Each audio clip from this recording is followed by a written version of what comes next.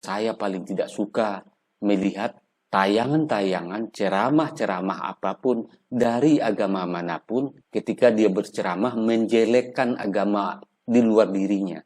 Jadi ketika penceramah agama Islam menjelekkan agama lain, atau ketika penceramah agama Kristen menjelekkan agama Islam, atau penceramah Hindu, penceramah Buddha menjelekkan agama lain juga. Saya paling nggak suka itu. Dan itu yang harus menjadi dasar untuk sertifikasi yang nanti bisa dikembangkan.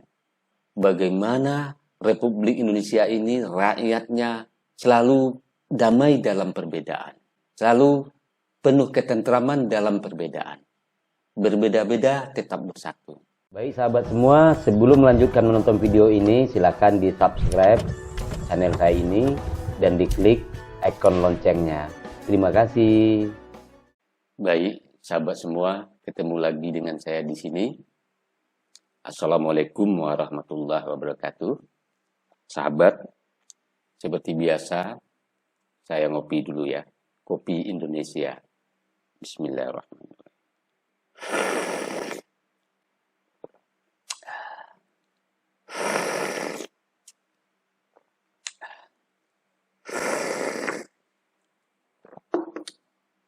Alhamdulillahirabbil alamin. Baik sahabat semua, di video kali ini saya akan membahas tentang perlukah penceramah sertifikasinya, dan perlu saya beritahu bukan saja penceramah dari agama Islam, bukan saja para ustadz atau ulama, tapi untuk semua pemuka agama di Republik Indonesia ini sangat penting ada sertifikasinya. Kenapa saya katakan begitu? Jika tidak mulai dari sekarang, pemerintahan kita atau kita semua membuat sertifikasi, maka negara kita ini tidak akan pernah damai. Bahkan mungkin kelihatan damai tapi tidak damai. Akan menjadi seperti api di dalam sekam.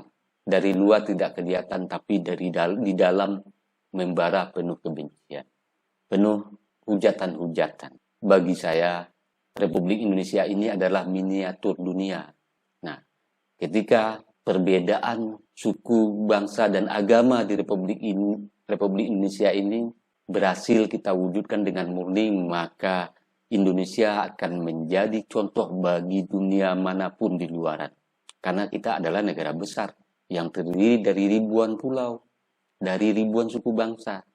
Nah, kenapa saya bilang perlunya penceramah sertifikasi? Jadi supaya ada batasan-batasan yang akan menjaga kebersamaan kita.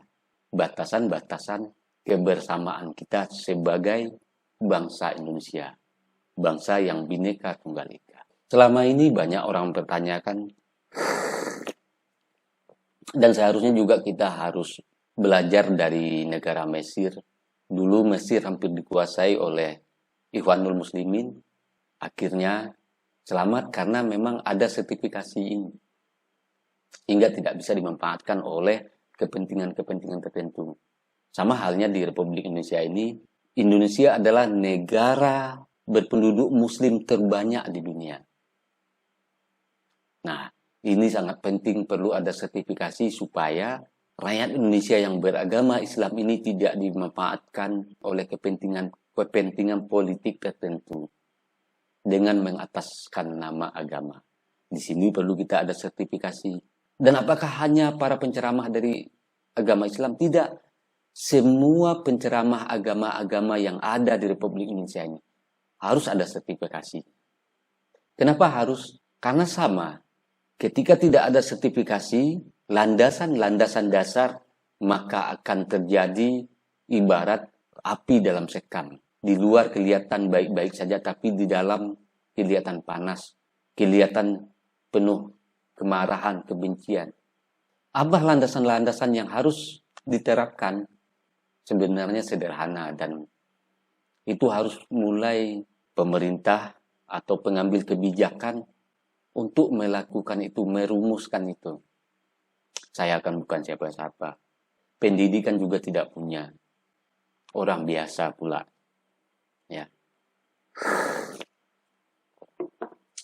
Tapi walaupun saya bukan siapa-siapa di Republik ini, setiap rakyat Indonesia berhak untuk mengeluarkan ide-ide cemerlangnya, pendapat-pendapat cemerlangnya. Nah, pendapat dari saya itu adalah sudah mulai kita terapkan sertifikasi bagi penceramah agama apapun di Republik Indonesia ini. Apa dasar pertamanya? Dasar pertamanya adalah bagaimana Republik Indonesia ini rakyatnya selalu damai dalam perbedaan. Selalu penuh ketentraman dalam perbedaan. Berbeda-beda tetap bersatu. Nah, jika sudah tahu itu tentu kita akan bisa mendapat satu dasarnya untuk sertifikasi itu. Dan silakan para pengambil kebijakan nanti merumuskan. Bagaimana dasarnya? Dasar pertama adalah hal apapun yang akan berpotensi memecah belah rakyat bangsa Indonesia ini dari penceramah manapun, maka itu berhak tidak mendapat izin sebagai penceramah. Karena ini penting. Itu sebabnya penting sertifikasi. Secara sederhana begini, kita di Indonesia ini ada beberapa agama, seperti halnya saya paling tidak suka melihat tayangan-tayangan, ceramah-ceramah apapun dari agama manapun ketika dia berceramah menjelekkan agama di luar dirinya. Jadi ketika penceramah agama Islam menjelekkan agama lain, atau ketika penceramah agama Kristen menjelekkan agama Islam, atau penceramah Hindu, penceramah Buddha menjelekkan agama lain juga. Saya paling nggak suka itu. Dan itu yang harus menjadi dasar untuk sertifikasi yang nanti bisa dikembangkan. Jadi, keutuhan bangsa ini yang jauh lebih penting. Jangankan Republik Indonesia. Ingat sahabat, dunia ini sekali-kali tidak akan pernah menemukan kedamaian. Tidak akan pernah menemukan kedamaian ketika patokan kebenaran diambil dari satu agama. Karena siapapun pasti menganggap agama dia yang paling benar. Nah, lalu bagaimana caranya? Caranya adalah apapun agamamu, agama kita, agama saya, maka pakailah agama untuk memperbaiki diri kita ke dalam. Bukan untuk mencari pasal kesalahan orang lain atau agama-agama lain. Itu. Nah, ketika agama dijadikan untuk memperbaiki diri ke dalam, lalu tetap tidak mengusik agama lain, tidak menyalahkan agama lain, maka baru kedamaian di Republik Indonesia ini atau bahkan di dunia ini tercapai dengan sangat indah. Jika itu belum dilakukan, maka akan selalu ada di dunia ini kelihatan damai padahal tidak, di dalamnya kebakar. Berapa banyak kita lihat penceramah-penceramah agama lain menghina agama lain? Banyak. Di Indonesia ini banyak. Bahkan bukan saja di Indonesia ini, negara-negara lain pun banyak saya lihat. Nah, inilah yang akan membuat kegaduhan bangsa-bangsa, kegaduhan negara, kegaduhan masyarakat. Dan tentu kita sebagai bangsa Indonesia, sebagai rakyat Indonesia, kita harus fokus kepada negara kita sendiri. Maka mulailah dirancang untuk pemberlakuan sertifikasi. Tidak mudah saja orang untuk menjadi penceramah karena berbahaya. Harus dididik wawasan nasionalnya. Wawasan Nusantaranya harus dididik. Kebinekaannya harus dididik. Ketika itu dilakukan, baru Indonesia menjadi negara yang sesuai dengan cita-cita kita semua. Menjadi rahmatan lil alamin. Menjadi rahmat bagi negara kita ini. Karena ada kedamaian. Puncak modal pokok kebahagiaan adalah kedamaian. Puncak pokok ketentraman adalah kedamaian. Saling menghormati, saling menghargai. Itu. Jadi sahabat semua, bagikan video saya ini agar sampai kepada pengambil kebijakan bahwasanya tidak bisa ditunda-tunda lagi. Di Indonesia ini harus saat ini mulai dibuat aturan-aturan untuk sertifikasi penceramah. Tidak bisa tidak. Harus mulai dibuat aturan untuk sertifikasi. Bukan untuk bangsa ustadz saja, tapi untuk semua penceramah dari agama manapun. Ketika berceramah, sebelum berceramah, yang mesti dijaga adalah keutuhan bangsa. Keutuhan keberagaman kita. Harus selalu dimunculkan keindahan dalam perbedaan. Itu modal utama sertifikasi ini. Baru nanti dibuat yang lain-lainnya. Ini sangat penting, sangat terdesak ini. Harus dilakukan seperti itu. Jika kita mencintai diri kita, anak-anak kita, dan generasi kita selanjutnya. Harus dilakukan sekarang. Tidak kepada para penceramah Islam saja, kepada ustadz, tidak. Kepada seluruh penceramah dari agama manapun. Kalau Islam juga seperti itu. Juga tidak boleh menjelekkan aliran-aliran Islam lainnya. Sama seperti itu. Ya, jangankan aliran sesama Islam, agama lain pun tidak boleh kita jelek-jelekin. Mari kita ajak umat untuk memperbaiki dirinya ke dalam. Umat agama lain juga seperti itu. Dan ketika memang ada dari agama lain yang masuk ke agama Islam misal, ya itu boleh dikabarkan, tapi tidak boleh menyinggung-nyinggung asal agama sebelumnya. Itu untuk menjaga kedamaian. Nah, jika ada orang masuk ke agama Kristen, boleh diberitahu atau dijadikan konten atau dijadikan berita. Tapi ingat, tidak perlu menyebutkan, menelisik kenapa dia dari agama sebelumnya pindah ke sini. Tidak perlu. Boleh ditanya apa yang menyebabkan kamu tertarik dengan agama barumu. Cukup itu saja. Tanpa perlu menjelekkan agama yang sebelumnya dia anut. Itu baru cakap. Saya tidak akan pernah suka melihat video-video yang dia menjadi mu'alaf lalu menjelekkan agama sebelumnya. Begitu juga saya paling tidak suka melihat video-video atau berita-berita orang yang masuk agama Kristen lalu menjelekkan agama sebelumnya yang dianut oleh orang itu. Paling nggak suka saya. Karena ini adalah bibit-bibit perpecahan. Perpecahan kita sebagai saudara sebangsa, apalagi selanjutnya kita adalah saudara sesama manusia. Jika ingin kedamaian di dunia ini, terutamanya di Republik Indonesia ini, mesti kita ingat, mesti kita tahu diri bahwa kita mempunyai saudara seibu bapak, saudara satu suku, saudara satu daerah, saudara satu bangsa, saudara satu agama. Nah, dan di luar itu, dengan bangsa-bangsa lain, negara lain, kita adalah saudara sekemanusiaan. Ini.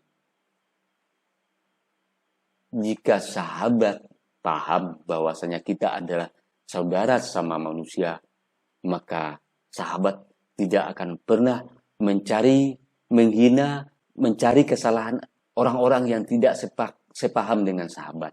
Tidak mau menghina, menyalah-nyalahkan agama lain yang tidak sesuai dengan agama sahabat. Kedamaian hanya bisa kita capai dengan mengamalkan agama kita untuk memperbaiki diri ke dalam dan menghargai perbedaan yang ada. Tidak perlu mengusik apapun. Tidak perlu memperbesar pertentangan. Disitulah rahmat. Bahkan dalam hadis pun disebutkan perbedaan itu adalah rahmat. Nah, ini hikmahnya, perbedaannya rahmat itu, ini hikmahnya. Kenapa perbedaan bisa menjadi rahmat? Ketika intelektual kita sudah bangun bahwa kita sangat mengerti bahwa kemanusiaan itu ada asas yang paling tinggi yang perlu kita jaga dalam kehidupan ini. Yang perlu kita rawat dalam kehidupan. Itulah dalam Islam disebut perbedaan itu adalah rahmat. Ya, perbedaan kita sesama Islam juga itu adalah rahmat. Bahkan dalam Al-Quran pun disebutkan sengaja kami menciptakan kamu berbangsa-bangsa, bersuku-suku, supaya saling mengenal. Bukan supaya saling menghujat, saling menyalahkan, saya yang paling benar, tidak. Supaya saling mengenal. Kalau sudah mengenal, kita bersaudara sebagai sesama manusia. Ini hikmahnya, ini puncak dari ajaran agama Islam dan juga agama-agama lain. Oke sahabat, demikian video saya kali ini, bahwa menurut saya sertifikasi penceramah di Indonesia ini, bahkan di dunia ini, sudah wajib diterapkan demi kedamaian Republik Indonesia dan demi kedamaian dunia. Oke sahabat, sukses bagi sahabat dan saya di sini serta kita semuanya. Maju dan jayalah selalu Republik Indonesia ini. Dan di penghujung video saya ini, setelah saya mengucapkan salam, saya akan menyampaikan nasihat buat diri saya dan juga sahabat semua, bagaimana seharusnya kita berbangsa dan bertanah air. Bagaimana seharusnya kita dengan saudara-saudara kita yang lain, saudara kita satu suku, saudara kita satu daerah, satu agama, satu bangsa. Silakan disimak ya. Baik sahabat, salam hormat. Assalamualaikum warahmatullahi wabarakatuh.